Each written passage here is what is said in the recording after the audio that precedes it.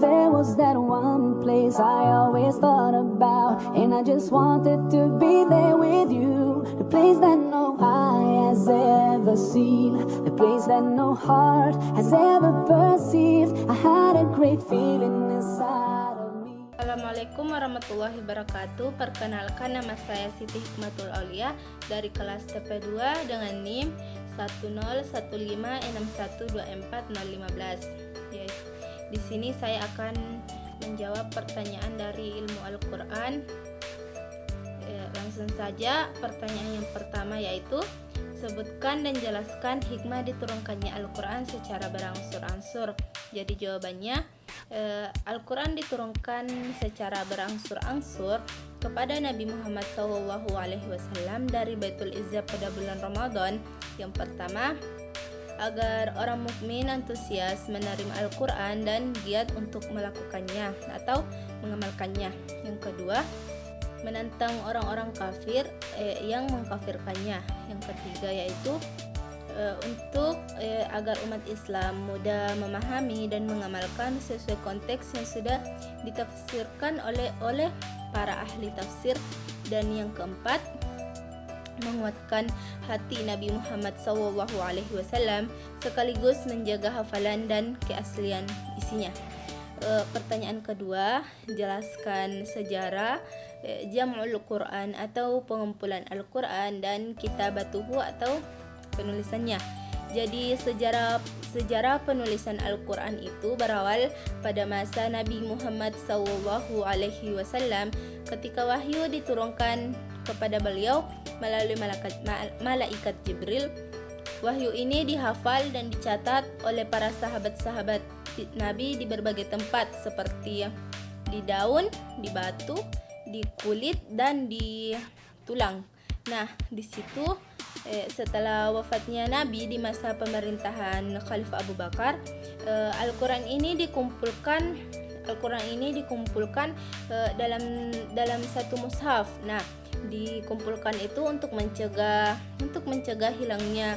hilangnya wahyu Al-Quran, dan dikumpulkan dalam satu mushaf untuk mencegah hilangnya wahyu akibat para penghafal Al-Quran yang gugur dalam perang Yamamah.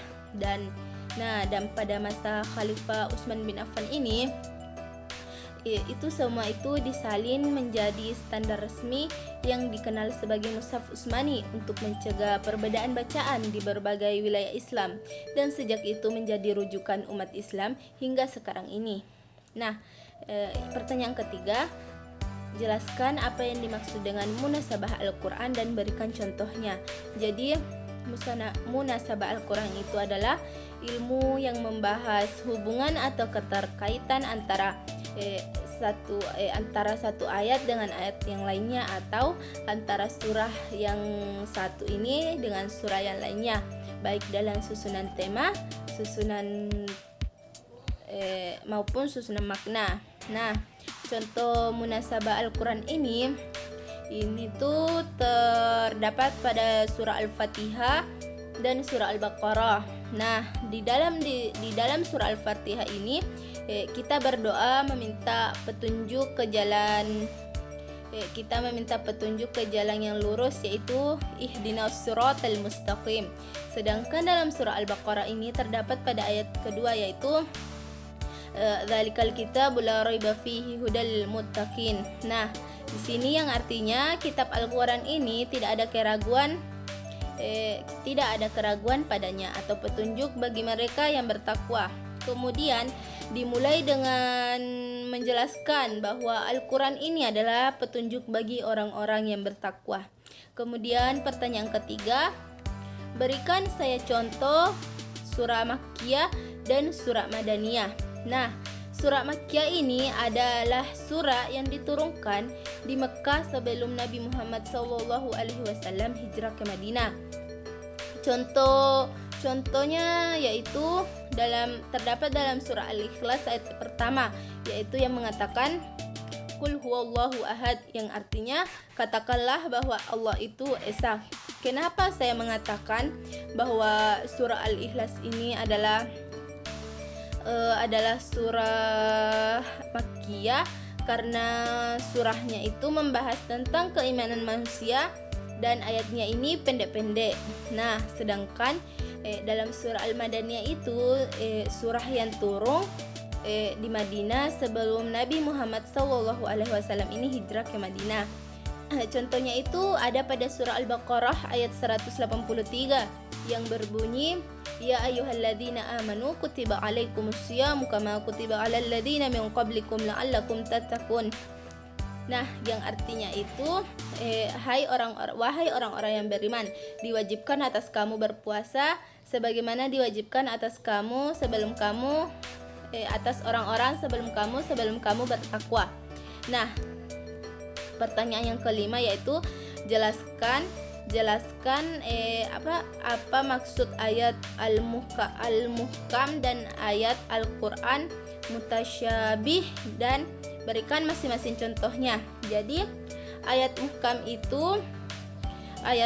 itu adalah ayat-ayat Al-Qur'an yang memiliki makna yang jelas, tegas dan tidak memerlukan penafsiran lebih lanjut untuk dipahami. Contohnya itu terdapat di surah Al-Baqarah ayat 43 yaitu wa aqimus sholata wa atuz zakata warka'u ma'ar raki'in.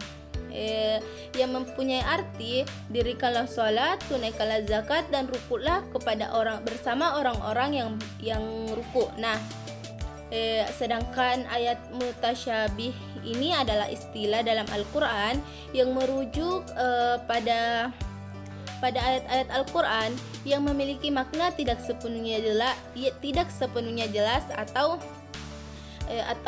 bisa dibilang masih membutuhkan penafsiran lebih.